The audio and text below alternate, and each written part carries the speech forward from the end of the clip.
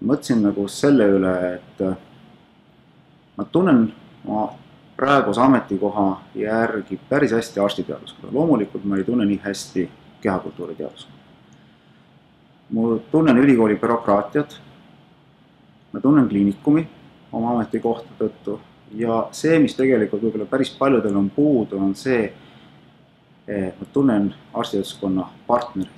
See, kellega me koos töötame, meil on haiglad, see on haiglate liit, ma tunnen neid inimesi Arstide Liidus, Sotsiaalministeeriumis. See on see eelis, ma arvan, mis nagu annab kindlust, et ma suudaksin selle asjaga hakkama saada. Ja kolmas aspekt, inimene, kui ta kandideerib, peab olema veendunud, et ta suudab midagi ära teha, ta tahab seda midagi teha ja ma nagu vaikselt olen mõelnud, mitte selle peale, et kevadel, ma ei teadnud nädal aega tagasi sellest kandideeris mitte midagi. Aga oma töökoha ja viimasel ajal ma olen mõelnud, kuidas ma midagi teeks, kas see on tehtav. Ja ma väidan, et päris paljud asjad tegelikult arstiteaduskonnas ja ka uues kehakultuuriteaduskonnas selles summas, mis meil kokku tuleb, see uus valdkond, on tehtavad. Kui keegi veab ees, kui keegi tahab teha ja siit siis summa summarum tuli see kokku.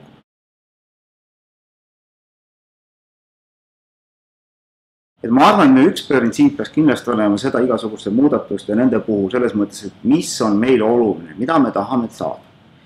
Teine asi, mida ma pean tegelikult oluliseks, on see, mis on dekaani puhul, et dekaan peab olema kogu aeg kohal. Dekaan peab olema ka see, kes esitab esimese projekti. Kuhu me peaksime edasi minema? Ma arvan, ka need eesmärgid on mul enam-vähem fikseeritud. Need ei ole praegu tähtsuse järjekorras, eks ole, aga ma markeerin lihtsalt mõningad punktid, mis minu arust on reaalselt lahendatavad. See esimene on teema õppekavadega. Arusaadavalt on see mulle hingelähedane teema, sest ma tulen siit kandist või sellelt teemalt.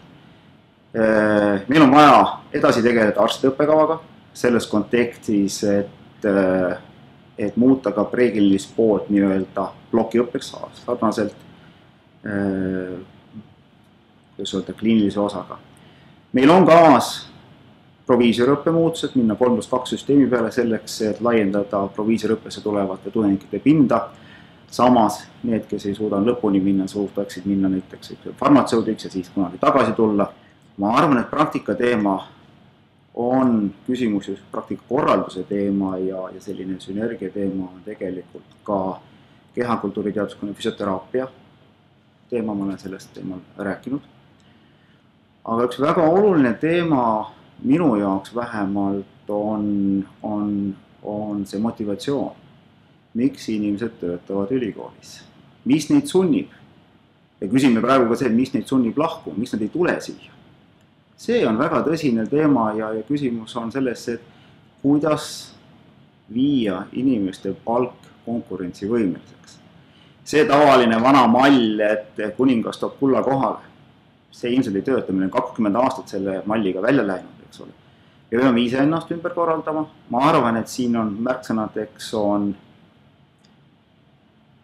töökorraldus või selles mõttes, et tööviljakuse kasv, mida iganes selle all ka ei mõeldaks. Rohkem tööd, rohkem palka. Ma julgen väita, et ülikooli normid kui sellised tegelikult on iganenud. Teine võtmesõna on siin spetsialiseerumine. Me räägime nutika spetsialiseerumisega, mõtleme selle peale, kas ülikoolis on võimalikud multitalendid, kes teevad õppetööd, teadustööd, arstiteaduskondadel ravitööd, arendustööd kõikide kohtade peal ja kuskilt tuleb järele anda. See on see sama asi, et võib-olla inimene teeb rohkem tööd, aga ta saab rohkem palka selles mõttes ja spetsialiseerumine.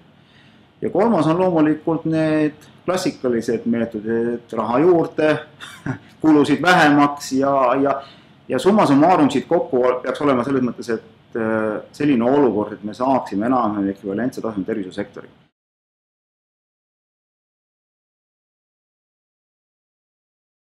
See on väga lühidalt, et ükski tulevasse meditsiinivaldkonda kuuluv eriala.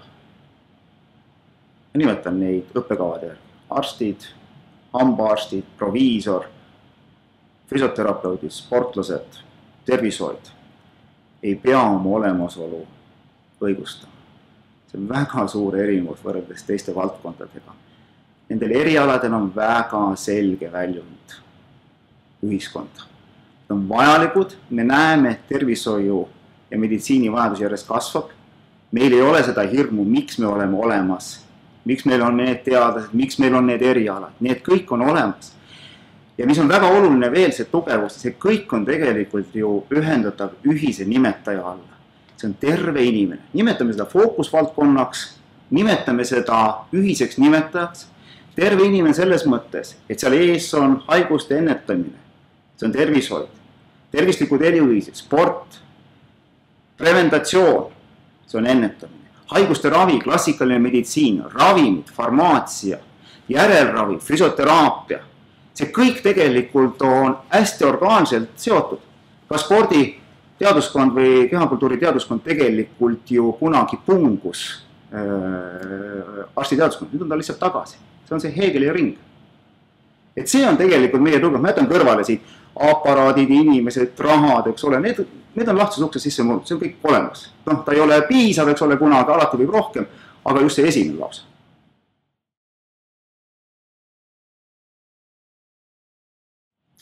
Kompaktsemana, hästi koostöötavana, ühise nimetaja all ja kus õppijatel ja õpetajatel ja ka teadlastel on hea töötada. On hea töökeskkond, on motiveeritud, see on kõige olulisem. See ei ükski maja, ei ükski aparaat, palju artikleid. Ei kaalu ilmselt üles seda, kui inimesed ei ole rahu, neil on mingisugune, noh, kuidas ma ütlen öelda, rahulolematus sees. See on kõige see, et me suudame selle kolme aasta jooksul midagi taolises suunas hakata liikuma. Mõned probleemid on lahendatud, paljud protsessid käivad, aga see on tegelikult minu ideaal.